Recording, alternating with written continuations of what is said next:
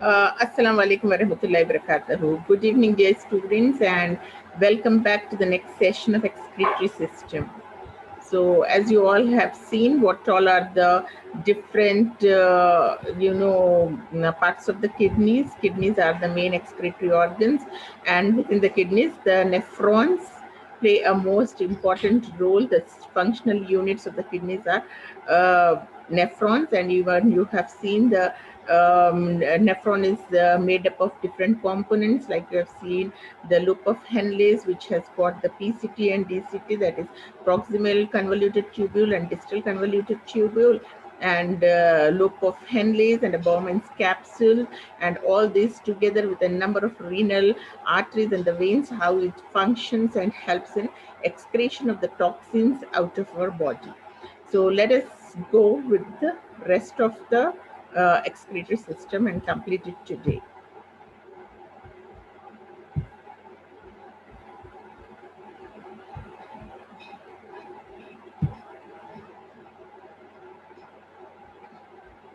So here we go with this glomerulus filtration. You have seen it is this glomerular filtrate is also called as, once this tubular absorption takes place. In the beginning, the urine that is being formed is called as a primary urine, and it's almost like a blood, and its chemical composition is almost like what do we have in the blood, all the components except the blood cells. They don't have the blood cells, whereas all the other nutrients of the blood are available in this primary urine. So it takes place, it has to have a tubular reabsorption again. It has to be reabsorbed and then get filtered and excreted out. So in this, it passes through the proximal convoluted tubule, and useful substances in the primary urine is reabsorbed in a network. So you can see how from these renal tubules, it's been moving, and a solute and the water and through the osmoregulatory system, it's been reabsorbed by the process of osmosis, where it moves, the urine moves from lower concentration to the higher concentration, and the one which is toxic and is not required by the body, rejected by the body, has to be excreted out. So it first passes into the proximal convoluted tubule. We have seen that. And after reabsorption in PET region, the urine in PCT region, sorry. So PCT is again proximal convoluted tubule in the loop of Henle.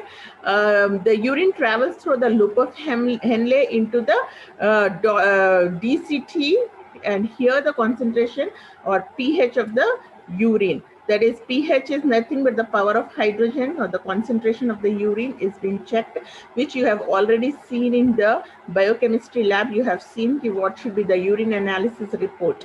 And again, I'm repeating, you have to do a simple assignment in that. You have to check all the values which have been given there and tell me which are the abnormal values that you have seen over there. So now the capillaries, you see the smaller amounts of tubular secretions also takes place in the area of proximal convoluted tubule.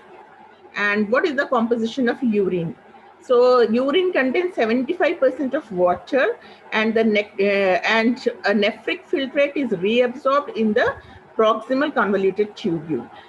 Before it reaches the distal convoluted tubule, it gets reabsorbed in the proximal. Then 10% of the water that passes out through the filtrate in the area of collecting tubules in the presence of hormone called vasopressin. After reabsorption, the waste product to form blood urea. So the hormone, there is a hormone called vasopressin that is responsible for the reabsorption of the waste products.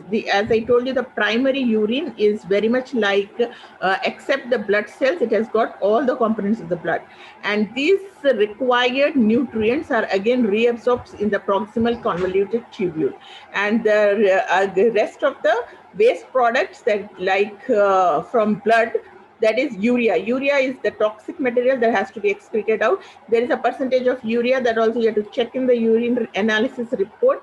What are the normal range of urea? And if that ranges increases, then it shows that there is some abnormality in the functions of the kidney. So uric acid, creatinine, salt, ions like potassium, sodium, hydrogen are present in ureters. So all these elements which you have already read in chemistry, and you know that the ions, if it is plus, it is minus, what does it mean? So that the free radical ions that are present in the ureter,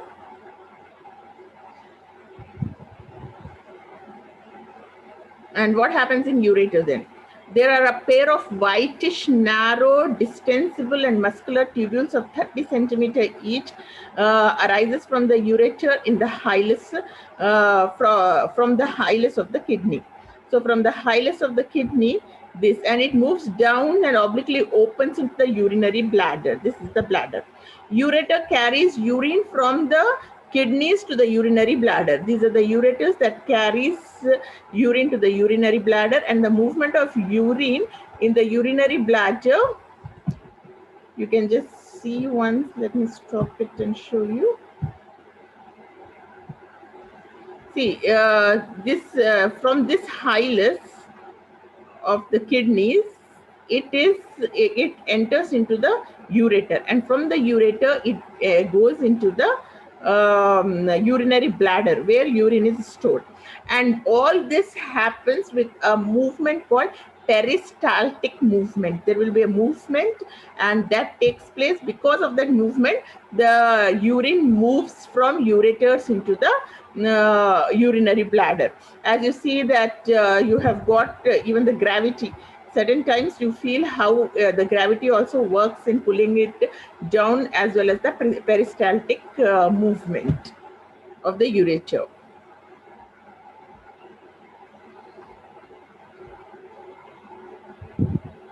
And then it is a median, pear-shaped and distensible sac that occurs in the pelvic part of the abdomen. It stores urine brought by the two ureters. So there is a mistake. It's mentioned as wine.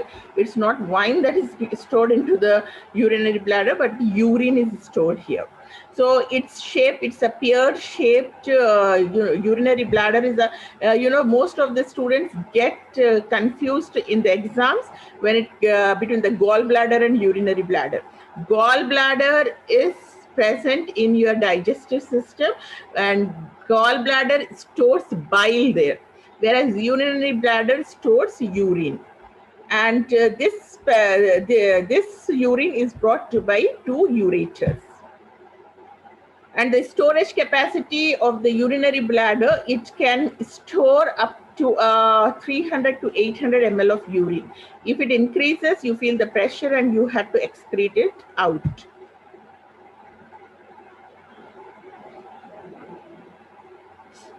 Thus, it's a tube that takes urine from urinary bladder to outside.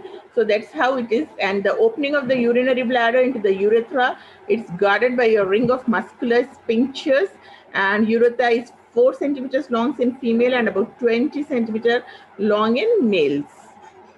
You can see this is what is it. And its opening is separate in female, but it's common, the reproductive products in the females are separate, whereas it is common in men. The urine is temporarily stored in the urinary bladder. There are two sets of circular sphincters that are present, and that helps in when the bladder is filled up, both these muscles get constricted and urine is passed out. However, as the pressure of urine increases, the walls of the bladder get stretched, and this triggers off an automatic reflex action which causes the upper sphincter to relax, and it relaxes, and that's how it is being sent out. So it involves even your physics into it. You have to get things correlated: physics, chemistry, biology, everything is fused here. The peristaltic movements, as well as the pressure that is there, and the osmoregulation with the concentration of the various minerals present, so that all helps in its movement. If any of this gets disturbed, then the function that shows that there is some problem or the ailment a person suffers with. So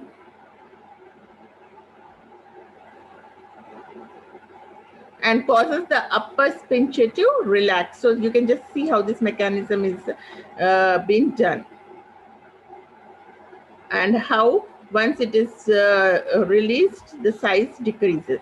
And the urge of the micronutrients occurs when the urinary bladder uh, is filled with 300 to 400 ml of urine. The storage capacity of urine is 700 to 800 ml. That is what most of the time when the bladder has got some around 300 to 400 ml of urine, you feel like you wanted to pass out, but there is a sort of urge you feel. But if the capacity is more than 700 to 800, then it becomes necessary for you to excrete out.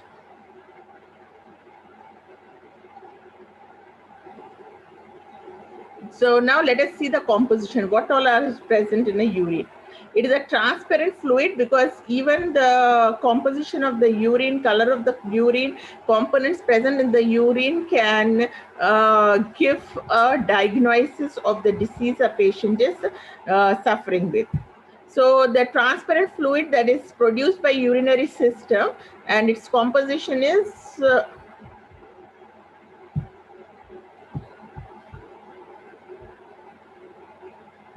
it has amber color. You can see this color. It's called as an amber color, yellowish, a little darker. It's called as an amber color, and this color is because of the presence of chrome,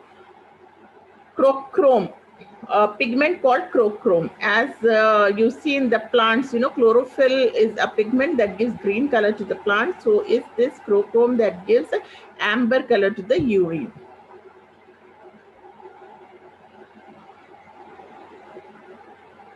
And what is a normal urine? Normal urine, it considerably, depending upon the several factors. For instance, taking a protein-rich diet will result in more formation of urea in the urine. So certain times it may not be an ailment because you have taken a lot of protein, and the next day you go and get your test done, you may find more urea or uric acid in your urine. So protein contents, it could be certain, but it shouldn't become a permanent aspect. So that shows that there is something wrong with the kidney function. And make sure, and that the importance of balanced diet is also very important here to maintain proper balance of and functioning of the kidneys.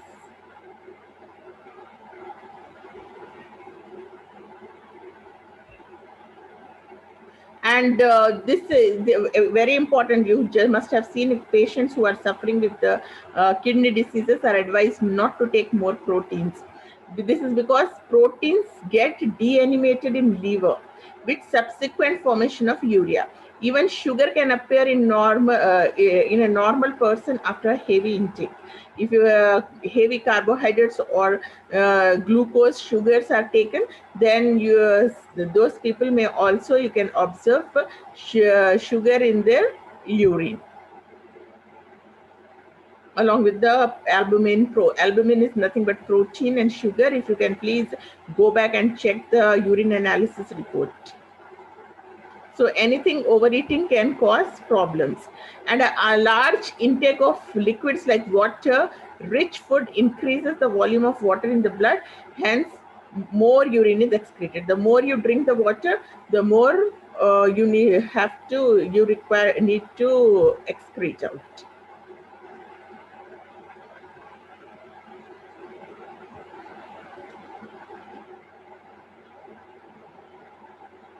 So urine contains 96% of water, 2.5% of the organic substances, and 1.5% of inorganic solutes, and it's basically acidic in nature. Acidic nature, you all know it, the values, pH values, which you test in your lab using litmus paper. So it contains, but it becomes alkaline on standing due to the decomposition of the urea to form ammonia. Complete and irreversible kidney failure is called the end stage renal disease. Supposing if a person is, most of the time we hear that people nowadays also, because of the corona, patients were having a disease, or where, because of wrong treatments or the heavy doses, the side effect was that many of the patients have gone into renal failure. So what happens, an irreversible or high blood pressure, or more intake of unwanted food items can lead to kidney ailments and failure of the kidney. And most of the time we are getting what should be the treatment that has to be done to an end stage renal disease patients. This is generally, dialysis is the only treatment that's given to them, where artificially, the functions of the kidneys are maintained by a machine called dialysis machine. But it becomes alkaline on standing due to the composition of the, and this is called as the end disease, end renal diseases, when the kidneys have functions stops. If kidneys stop working completely, our body is filled with extra water and waste products, and this condition is called uremia. You must have seen, if any of the patients who are suffering from kidney disease, you find them mostly swelled, their body is swelled, and this is because of the water that is not excreted out of the body, and this condition is called as the uremia. And if the kidneys stop working, as I told you, then the artificial kidneys are, you can just see a small bean-shaped kidney is given by Almighty to us. And if we are not taking proper care of it and not protecting it, then what happens? Our survival becomes very difficult. And then this artificial system has to be used to see that the function of the kidneys are carried out. And this vital organ, it is a very vital organ for survival. Several factors like infections, injuries, high blood pressure is the cause for kidney failure. And this lead to the accumulation of poisonous waste in the body that leads to death. So if kidney is not functioning properly, all toxins that has to be excreted out cannot be excreted out. They remain inside the body, and it can even cause death. So that is the reason a dialysis machine is used, which helps in filtering the blood of a person whose kidneys are damaged. All this uric acid and the toxins from the blood are removed by dialysis machine in place of kidneys if kidneys are damaged. So this is how a dialysis machine looks like, and this leads to the accumulation of poisonous waste in the body and leads to death. Dialysis machine is used to filter the blood of a person whose kidneys are damaged. And this leads to the accumulation of poisonous waste in the body and leads to the death. Dialysis machine is used to filter the blood of a person whose kidneys are damaged. You can just say these arteries, blood from the patient's arteries and blood from the patient's veins.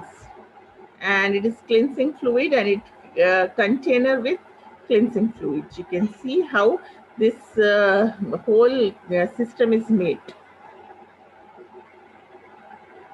So from the veins, veins contains impure blood.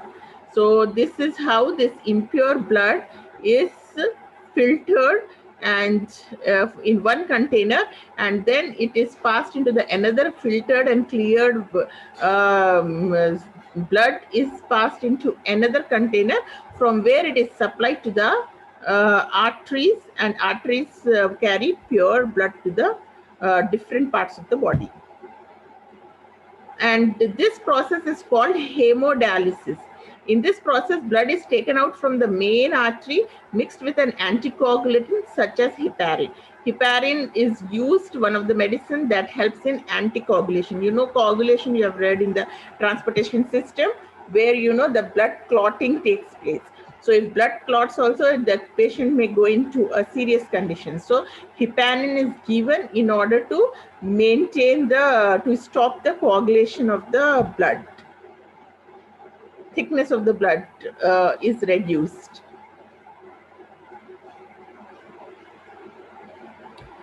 And thus this diagram is, and then it is pumped into the apparatus called dialyzer. In this apparatus, blood flows through the channels or tubules, and these tubules are embedded in the dialysing fluid.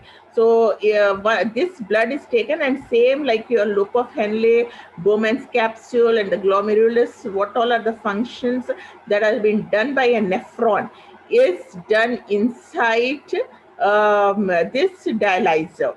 And you can even, just like the proximal and the dorsal tubules, they have tried to make it function similarly like your nephron. So that's how the dialysis machine helps in purifying blood.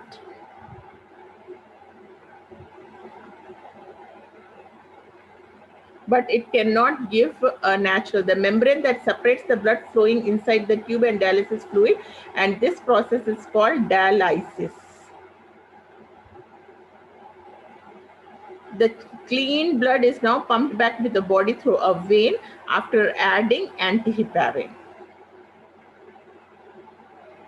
But this artificial system will always have side effects, so it is better not to go for such, and pray Almighty that He should always keep you all healthy. And for that, you have to take care of your health also. And anger management is very important.